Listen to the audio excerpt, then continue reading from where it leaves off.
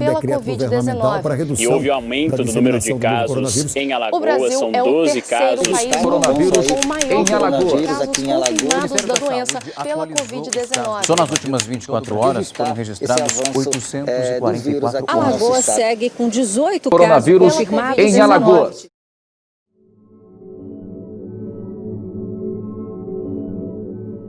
Meus amigos, um abraço. Eu gostaria muito de agradecer a audiência que teve esta primeira fala, a primeira fala que nós fizemos e a segunda. E dizer a vocês que eu só vou começar a trabalhar efetivamente Maceió e Alagoas, talvez na outra semana, porque eu estou esperando algumas coisas a se consolidarem para que eu tenha mais propriedade de dizer o que eu quero. Eu estou interessado, sobretudo agora, nas rotas que foram armadas para o Brasil. De certa forma, buscando também nisso a inspiração das rotas que foram armadas para Alagoas. Eu sinto uma falta imensa nessa oportunidade de um grande amigo que infelizmente faleceu, que era o Roberto Jorge, um físico de alta importância na vida de Alagoas, professor do Departamento de Física da Federal de Aranaguá, e que infelizmente faleceu sem que ele tivesse recebido, no meu modo de entender, uma grande homenagem que ele merecia por sua vida dedicada à educação de Alagoas. Eu sempre discutia com ele questões que eu não dominava para que ele me orientasse, né? Mas ele foi, eu fiquei sem largos voos que eu gostaria de dar em algumas situações que eu estou vendo se delinearem. Eu me interessava muito com o Roberto Jorge de aprender com ele certas coisas que eu achava que guardariam muita proximidade com a teoria da história. Era possível pegar a teoria da história e dar uma trabalhada perto do que ele falava, né? Uma delas era a questão da teoria do caos, né? Aliás, o grande presente que ele me deu foi esse livro aqui, justamente sobre o assunto. Claro que escrito para leigo entender, né?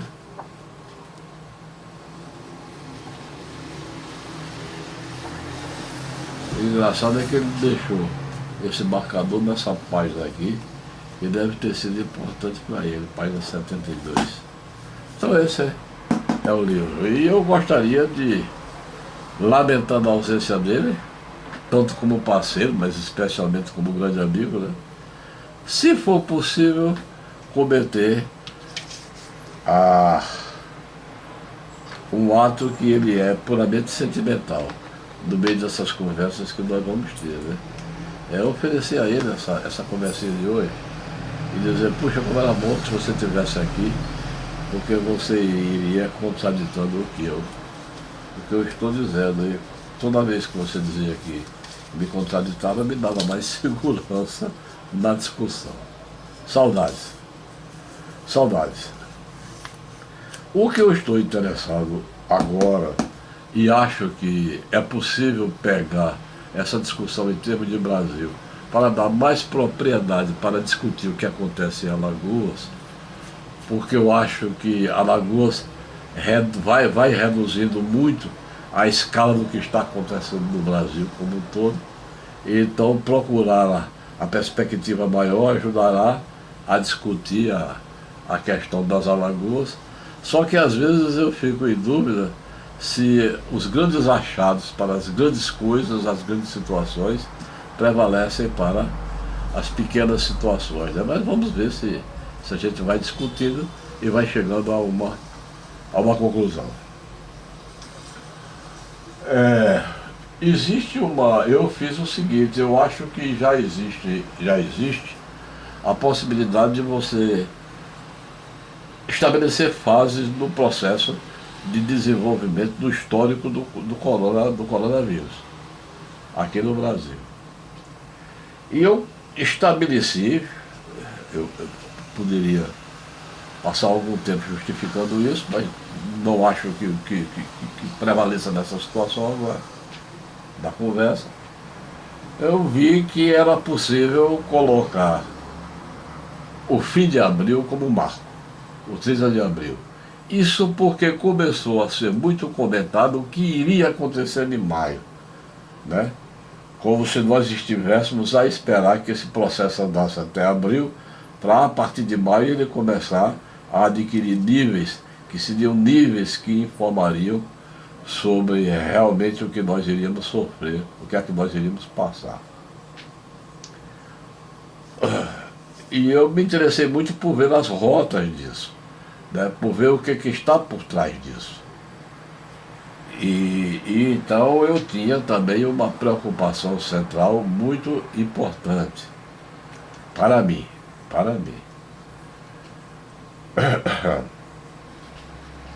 É que vendo esses caminhos, entendendo esses caminhos, é mais fácil verificar o que vai acontecendo. Só que os caminhos do vírus, normalmente e quase que infalivelmente, são os próprios caminhos que nós armamos no espaço nosso, né? E na construção da matriz de produção. Ele vai procurar esses caminhos. Agora, por que ele vai procurar? Como ele vai procurar? Onde ele vai procurar? Quando ele vai procurar? Por que ele vai procurar? São perguntas e mais perguntas que começam a aparecer. Muitas delas, eu acho, sem possibilidade de resposta. Mas eu acho que aconteceu o que nós vamos chamar, até abril, de uma fase de tomada de posição e consolidação do vírus no país.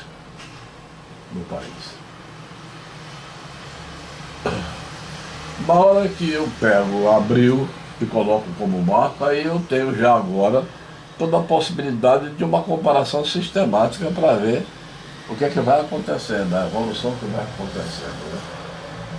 E há uma espécie de preocupação por detrás de todas as coisas que forem sendo demonstradas e comentadas, né? É que nós estamos numa situação em que o vírus aumenta os casos dele na área rica, ele aumenta os casos dele na área rica, mas ela não cresce na mesma proporção que vai crescer a investida dele nas áreas pobres. E além disso, tem uma situação que é uma situação que eu acho que vale a pena ser verificada também.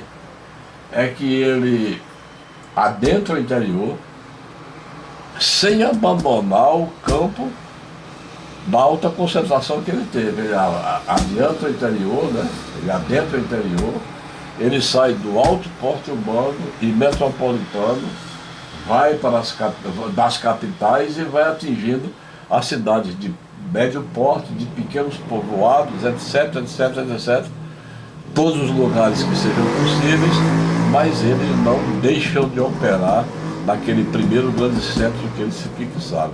No caso de São Paulo, por exemplo. Ele não deixa de operar em São Paulo, embora ele esteja em Rondônia, Tocantins, etc, etc, etc.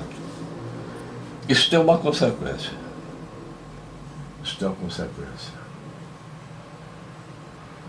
Então, uma das características, eu acho, que da vivência de guerrilha do vírus é a expansão territorial das colunas dele. E há um pormenor na disposição das tropas do vírus, né? Ele não consegue destruir e não está interessado também em destruir completamente a resistência de onde estava. Ele quer continuar atuando lá. Porque essa é uma manobra diversionista.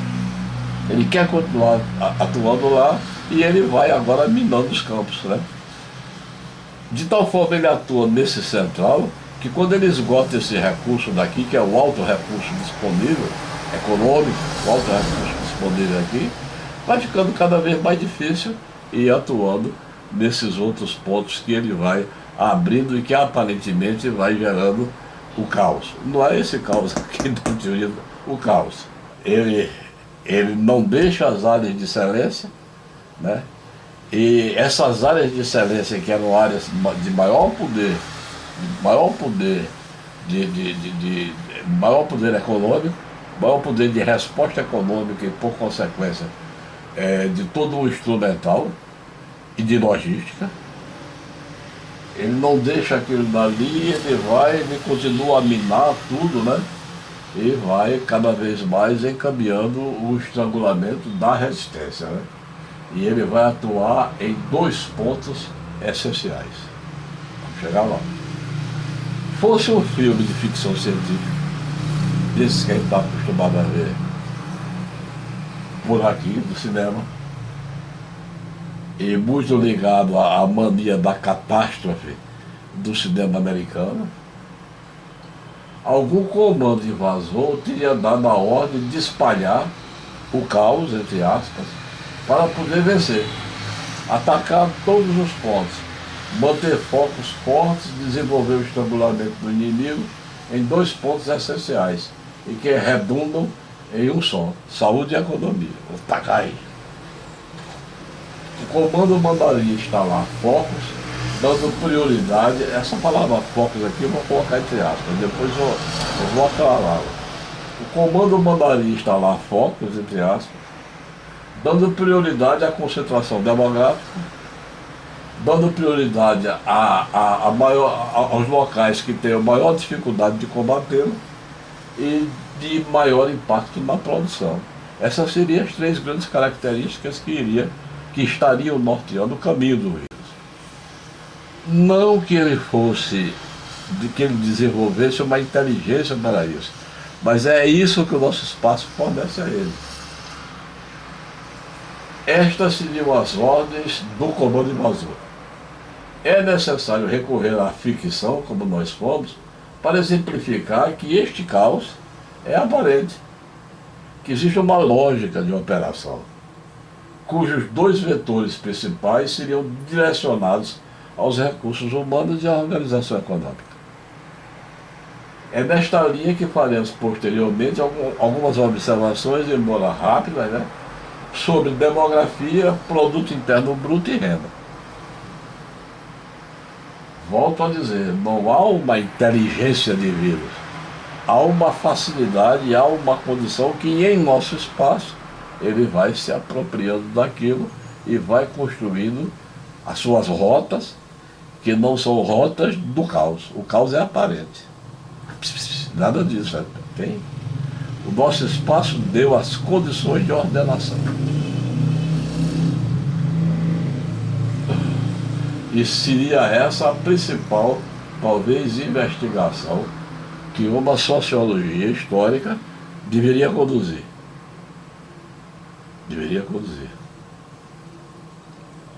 Ao lado de, como eu falei, ou eu já devo ter falado, ao lado de uma economia política que vai se desenvolvendo aí, né, pela junção de 2 grandes categorias a serem examinadas, né?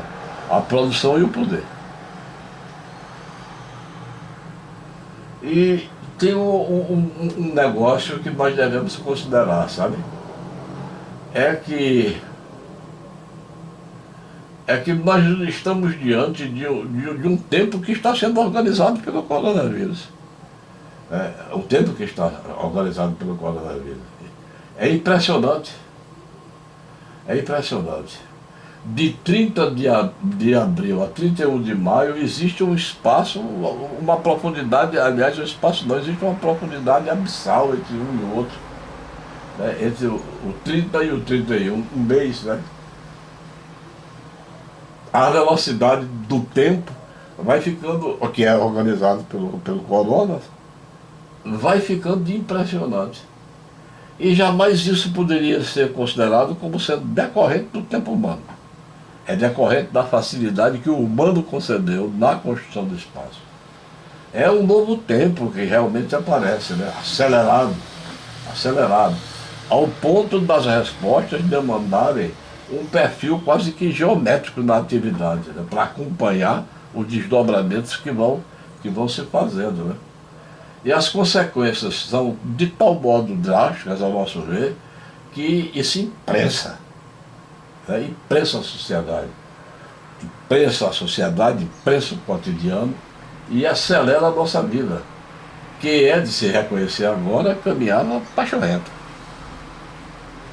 O que aconteceu em 30 de abril, isso é muito importante, guarda um elevado coeficiente de correlação com o que aconteceu em 31 de maio.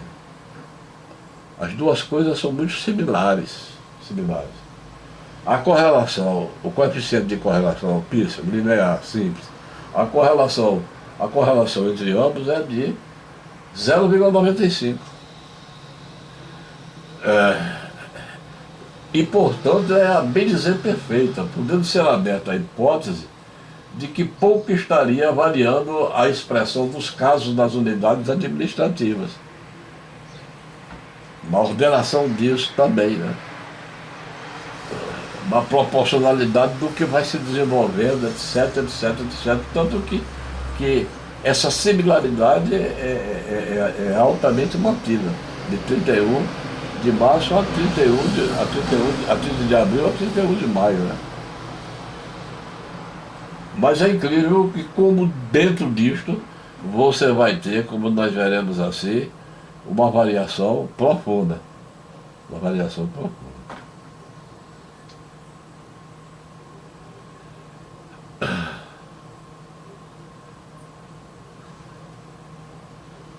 Agora, quando nós vamos correlacionar, e aí começa a diferença, quando nós vamos correlacionar estes casos confirmados com a população, aí muda o valor da indicação calculada, né, pelo coeficiente PIS, aí muda, né?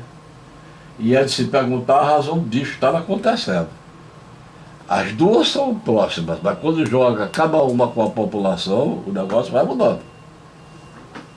Então é de se perguntar a razão disso estar acontecendo. Para 30 de abril,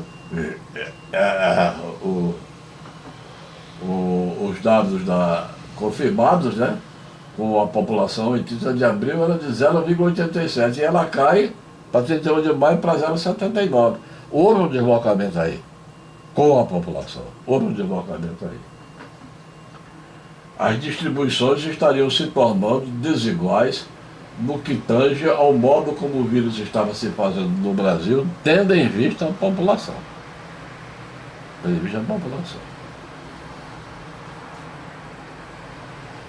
Então veja, as duas situações de caso são altamente relacionadas, mas quando se pega a de de 30 de abril, e se estuda a correlação dela com a população, dá o resultado. Quando se faz a mesma coisa com 31 de maio, dá outro resultado mais baixo. Significa que não se manteve a forma como estava sendo processada a relação dos casos com a população. O que é isso? O que é que isso significa, né? O que é que isso significa? Eu acho que aí estaria um bom caminho para começar as investigações. Então, em que as distribuições estariam se tornando diferentes? Esta seria, portanto, uma investigação que valeria ser feita em face de inúmeros fatores, né? E dentre eles vamos trabalhar apenas por onde o vírus mais incrementou suas marcas, suas posições e, sobretudo, fixar a nossa atenção no que se refere às regiões brasileiras, procurando verificar a velocidade com que tudo isso se deu, propondo que a relação seja toda apresentada ou representada por uma razão extremamente simples, né? Entre pessoas, dia. Talvez uma forma de se expressar mais de perto com os números, o drama humano que eles, os números, transportam sobre a pandemia, transportam significado sobre a epidemia. Em última análise, o que está acontecendo é que há essa variação com relação à população, né? E há essa relação muito perto das duas distribuições de casos. Dá uma observada aqui no gráfico número 1 comigo. ele tem a população e casos por unidade em 30 de abril. A população e casos por unidade em 30 de abril. Nesse eixo daqui, né, aí tem a população. Nesse eixo aqui tem a população. Nesse eixo daqui, que seria o X, vai se ter os casos em 30 de abril. Né? E você verifica logo lá em cima, absolutamente destacado São Paulo, tá vendo? Lá em cima, destacado São Paulo. Depois você vai ter aqui, muito distante de São Paulo, você vai ter a posição do Rio de Janeiro. Depois você vai ter a posição de Pernambuco e do Ceará, estando próximas, né? E todo o resto praticamente englobado no lado esquerdo do gráfico, lá embaixo. Veja São Paulo aqui, tá vendo? Para iniciarmos essa discussão, que eu estava dizendo que iria tentar conduzir, seria interessante observar o que nos demonstra esse gráfico, né? Onde estão, como eu disse, o número de casos e o tamanho da população. Nele, como se pode verificar, a condição de São Paulo fica evidente. Pelo alto peso que ele tem das duas variáveis, ele é alto na população e ele é alto no número de casos. Podendo ser dito que os números demonstravam ainda um perfil de sudeste no Brasil. E que a pandemia não havia ganho uma dimensão a dizer-se nacional, apesar de ter se distribuído por nosso território. Quer dizer, o peso de São Paulo era de tal forma estabelecido dentro dos dados, que carreava todos aqueles números para uma situação que era uma situação paulista e nem de Sudeste, porque o Sudeste ainda não havia sido incorporado aos grandes números dos casos.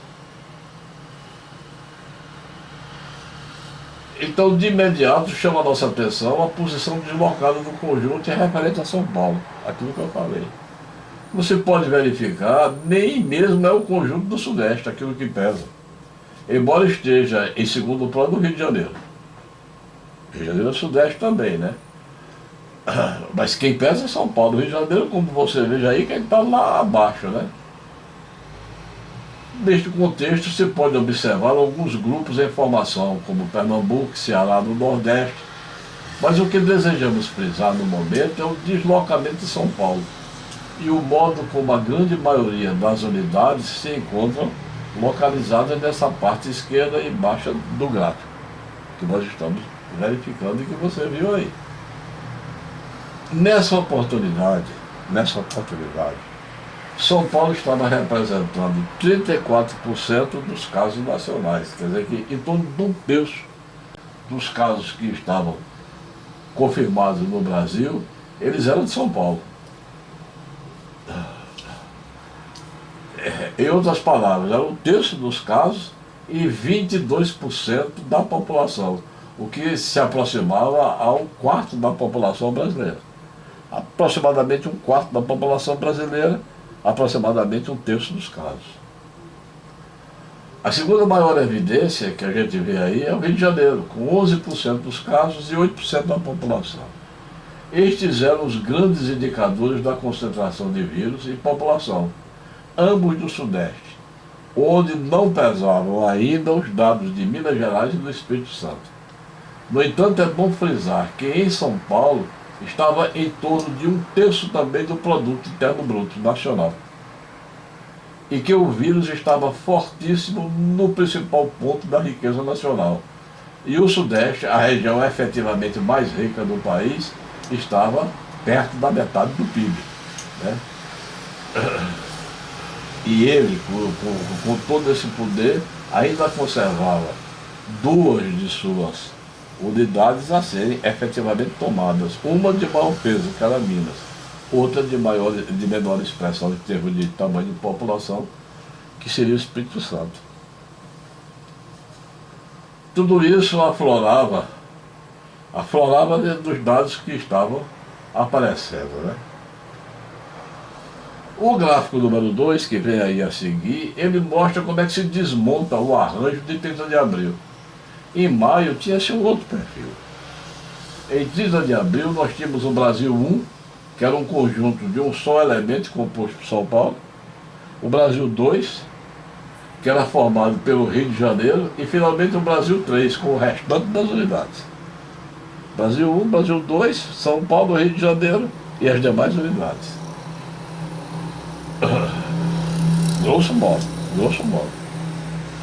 O gráfico 3 demonstra a mesma relação passado um mês de atividade, que é a mesma relação população e casos, passado um mês de atividade do vírus. Nota-se que agora temos claramente 4 conjuntos em termos de casos e população. Uma nova circunstância se formulou. E é dessa nova circunstância que praticamente eu tenho certeza partirá o condicionamento de junho. 4 conjuntos agora nós temos, em termos de casos e população. O Brasil 1 continuava em São Paulo. O Brasil 2 continuava em Rio de Janeiro. Mas agora eu já tenho um Brasil 3 formado por Amazonas, Pará, Ceará, Maranhão e Pernambuco. Brasil 4 com as demais unidades. Eu tinha 3 Brasis. Brasil 1, São Paulo, Brasil 2, Rio, Brasil 3, as demais unidades. Agora eu tenho 4 Brasis.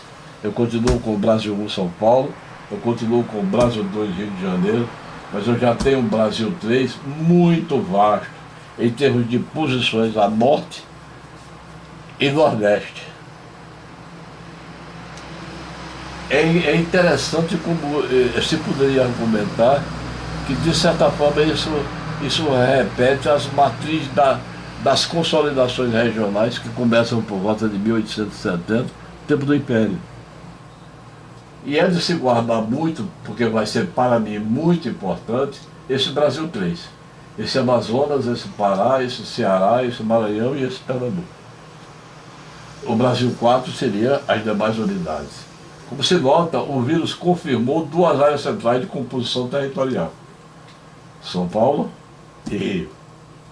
E ao mesmo tempo ampliou o quadro norte e manteve afastado desses pontos centrais a maioria da população. E manteve-se. Eu vou até, se você me permite, logo consertar isso daqui, embora eu não esteja enxergando, isso. Veja o gráfico número 2 aí.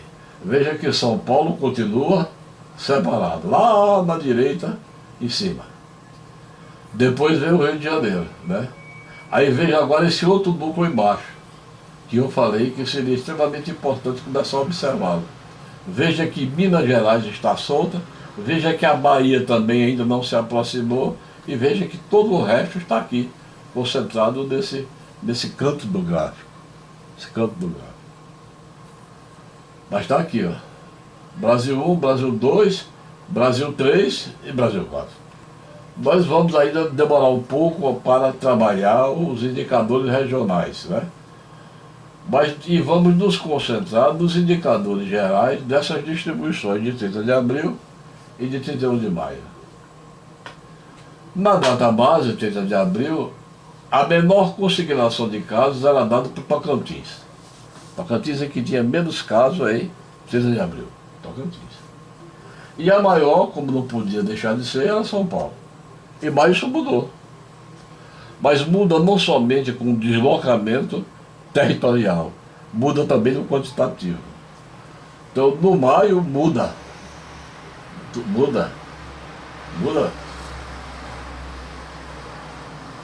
Mas embaixo, em cima continua São Paulo, né? Embaixo, quem vai ser o de menor número agora é Mato Grosso do Sul. Saiu do norte e foi para o centro-oeste, Mato Grosso do Sul. Muda a região do menor. E demonstra como. E agora você vai ter o Tocantins reforçando realmente o somatório dos casos no norte. E isso vai ajudar a refazer o papel do norte no cenário nacional.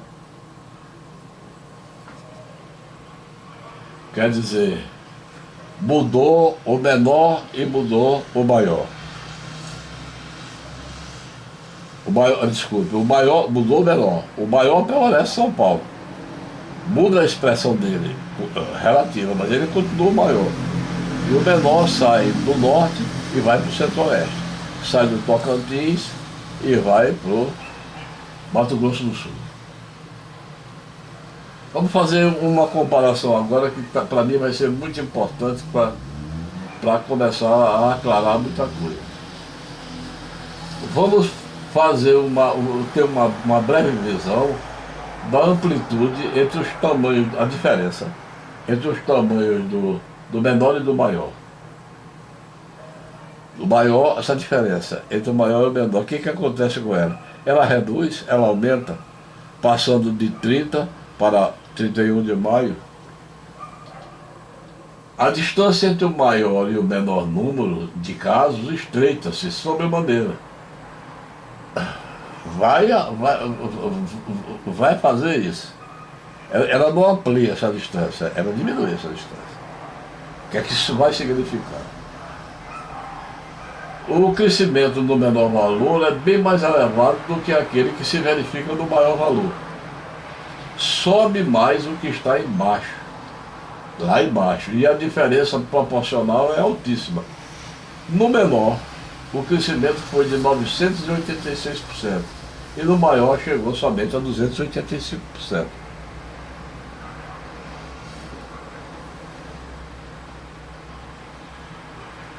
As duas situações aqui mudam. Ele faz isso, mas muda também a amplitude do crescimento.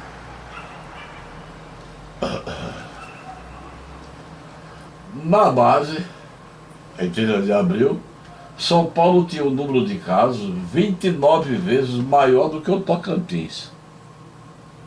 E em 31 de maio isso baixa. Tocantins era 0,48% de São Paulo. E em maio, Mato Grosso do Sul chega a 1,35% de São Paulo. Quer dizer, houve um reajustamento aí.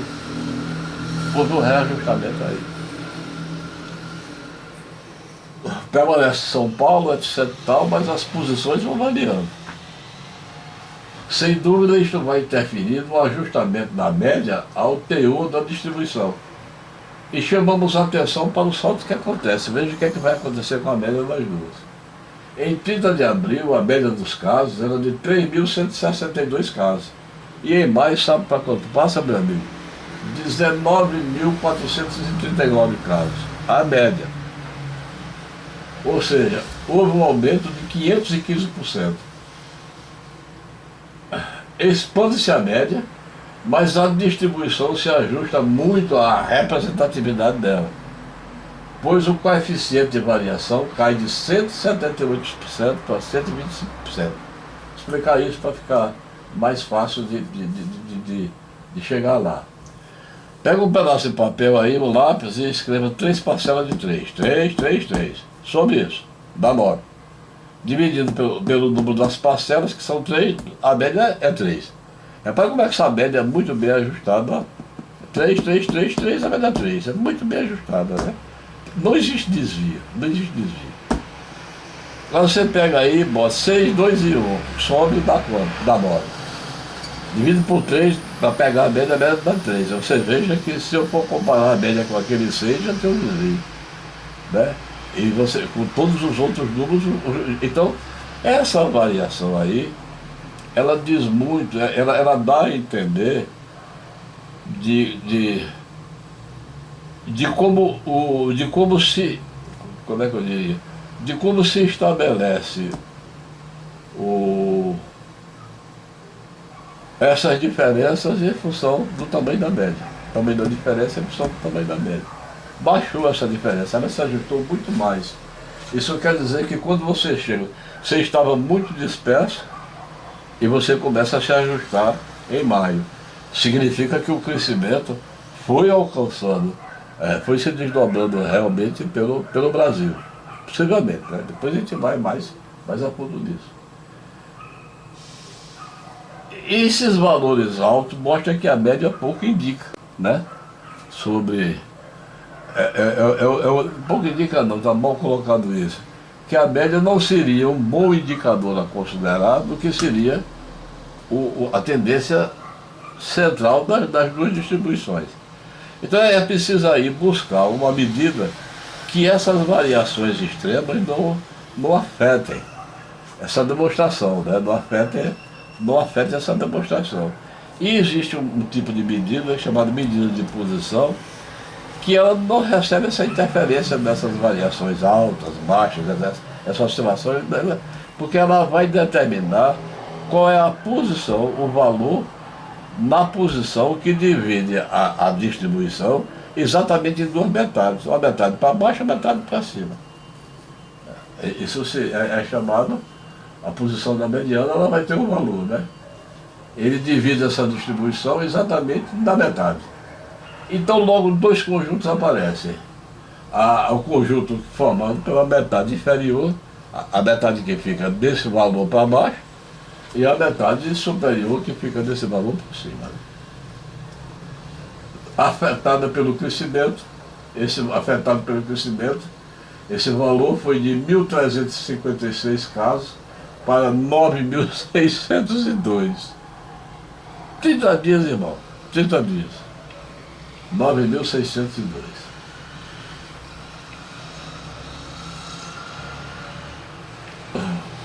O aporte de novos casos incrementa cada vez mais os níveis superiores. Considerando a distribuição de base, que é de 30 de abril, as 25 menores unidades ficavam abaixo de 513 casos. De 513 casos para baixo, você podia considerar as de baixíssimo número de casos, né? Agora, com 31 de maio, esse limite é de 4.931 casos. Mudou. 4.931 casos. Os 25% mais elevados, quer dizer, aqueles que poderiam ser considerados assim, de elevadíssima taxa de concentração de casos, eles tiveram o limite inferior deles aumentado desmedidamente, sinal de uma verdadeira explosão que aconteceu. Há um elevadíssimo porte de casos, que começa com 2.876 em 30 de abril e passaram para 34.450. Então realmente não é maluco se pensar que a partir de 30 de abril se desenvolveu, pensando em meses, né? Pensando no espaço de meses, e a partir de 30 de abril se desenvolveu uma nova fase do vírus no Brasil, que foi altíssima. Às vezes fica difícil para mim manter a fluidez da fala, porque eu fico tendo que pegar os dados aqui na tela do computador. E fica difícil falar para vocês e ler aqui ao mesmo tempo. Eu tenho às vezes medo de emaranhar, pular a linha, etc, etc, etc. Mas eu acho que deu para perceber 3 ou 4 coisas essenciais aí. A primeira é que todos os indicadores das distribuições variaram, né? E que explode em maio. Veja, 500, vou ver se eu acho aqui, para não estar dizendo lá. 513 era o mínimo. A partir de 513 para baixo, você tinha as 25% menores unidades em termos de casos. Quando chegou em 31 de maio, esse limite era 4.931, 4 vezes mais. 4.931. E você veja outro caso que é mais grave ainda, se as minhas contas estão certas. Era mais grave, ou se às vezes pode acontecer que eu copiei o número desse errado. Mais grave ainda, mas deixa eu ver se está errado mesmo aqui agora. Vou tirar essa conclusão aqui agora, me permita ver aqui.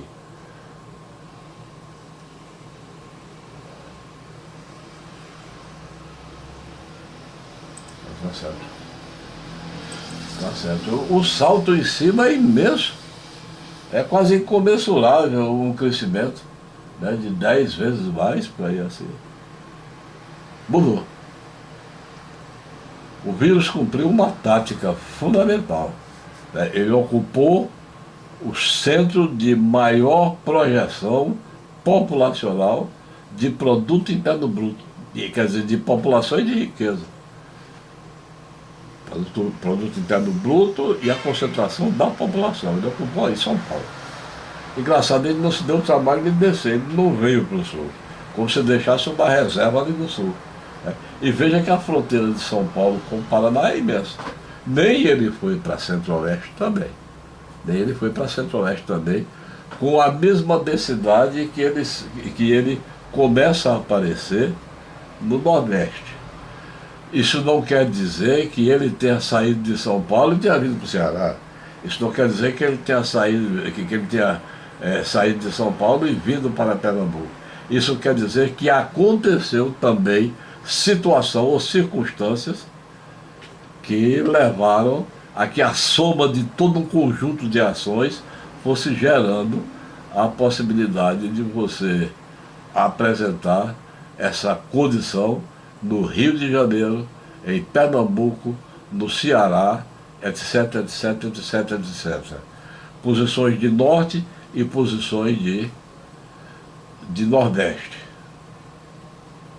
Não estou dizendo que saiu de São Paulo para lá, e pode até ter saído, não sei. Não estou dizendo que saiu de São Paulo para lá, mas eu estou dizendo que lá aconteceu. Lá aconteceu. Aconteceu da mesma forma que aconteceu em São Paulo. O avassalamento do centro urbano, região metropolitana e interior.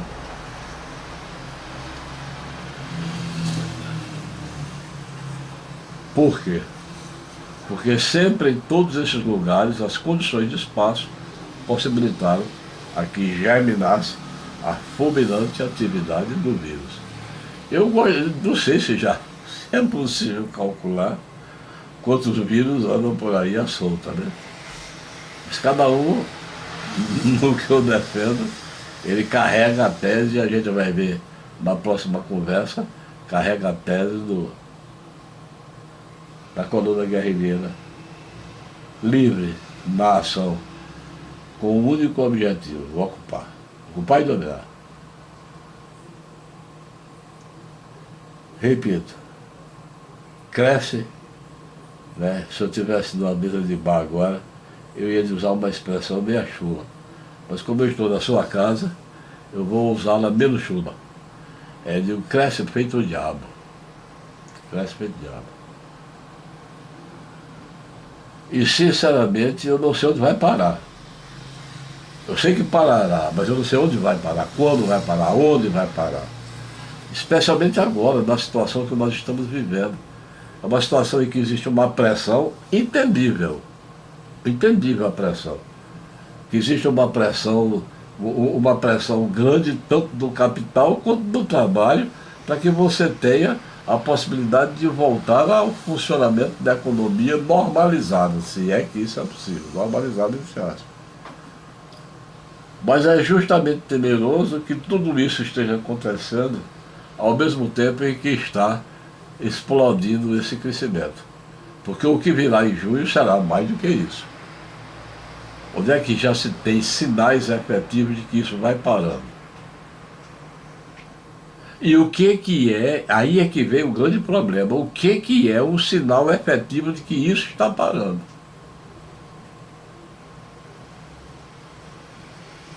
Eu acho, eu não entraria nessa discussão e acho muito difícil que eu consiga na frente entrar. Eu acho que é muito difícil você começar a construir agora a determinação de padrões que levem a que você escolha os momentos específicos de liberar e o que liberar. Eu não entro não entro aí. É muito forte uma decisão para um pobre marquês. E eu tenho pena do governante que venha tomar essa decisão. Porque se tomar errado, é trágico. É trágico. É trágico. E eu vou ser franco, sabe? Eu não vejo qualquer possibilidade, né? Qualquer possibilidade de que eu concorde que não haja seriedade tanto no Estado quanto na Prefeitura de Maceió. Eu não chegaria a esse ponto de cometer esse desatino.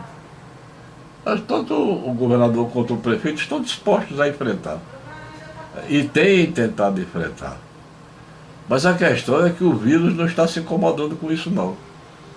O vírus tem um caminho dele.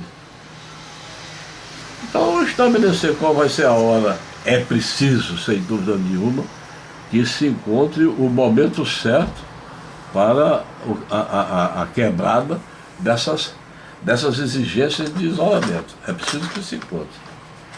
Agora, esse não é o problema.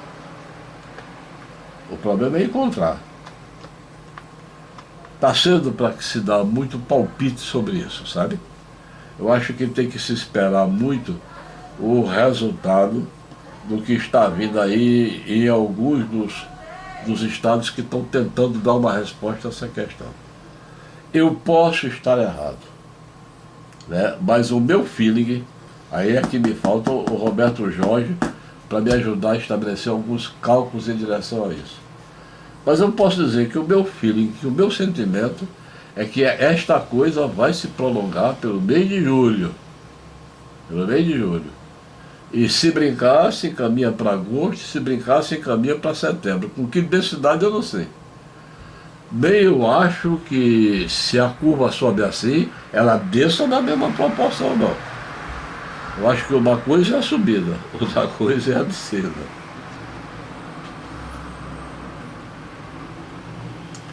Estou certo? Estou errado? Tem futuro aí para dizer. E vou dizer, eu acho que o nosso modelo não é um modelo europeu, né? O modelo que eu vou chamar de espaços contidos, né? A Espanha foi um espaço contido, ou seja, o americano tem uma expressão para isso, né? Small pocket sei lá, um trocinho pequeno, né? Ele não usa propriamente a expressão para isso que eu quero dizer, não. O que eu quero dizer daria mais certo com a palavra bolsão. Falta o vocabulário. Falta-se ter um vocabulário apropriado para expressar muito essa situação nova. Eu estou querendo dizer que lá eles tiveram bolsões. Um bolsão espanhol, um bolsão italiano, né? O nosso modelo é o modelo dos grandes territórios, como poderia ter sido na China, como eu não sei como está sendo na Rússia. São grandes territórios.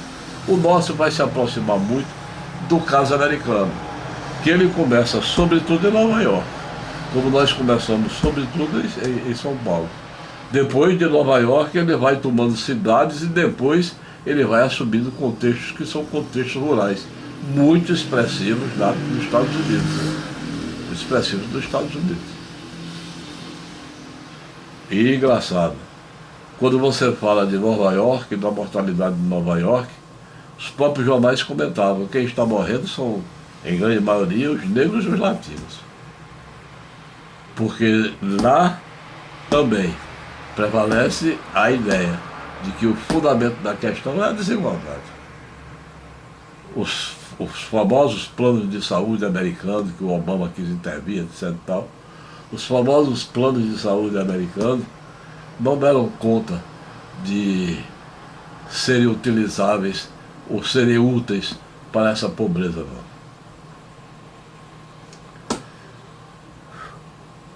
Vamos dar uma paradinha por hoje. E na próxima a gente continua vendo a questão brasileira, né? Porque ela vai dando margem que a gente pense muito em Alagoas. Se bem que eu coloco como dúvida se pode se pegar as características do macro e reduzir imediatamente em cima do micro. Se o que prevalece num, prevalece no outro. Espero que as diferenças de grandeza não sejam de tal ordem que invalidem a possibilidade de um se reproduzir do outro, em termos de consequências e formas de atuação do vírus. Roberto Jorge, se você estivesse aqui, cara, você ia fazer tanta conta para mim que você ia endoidar.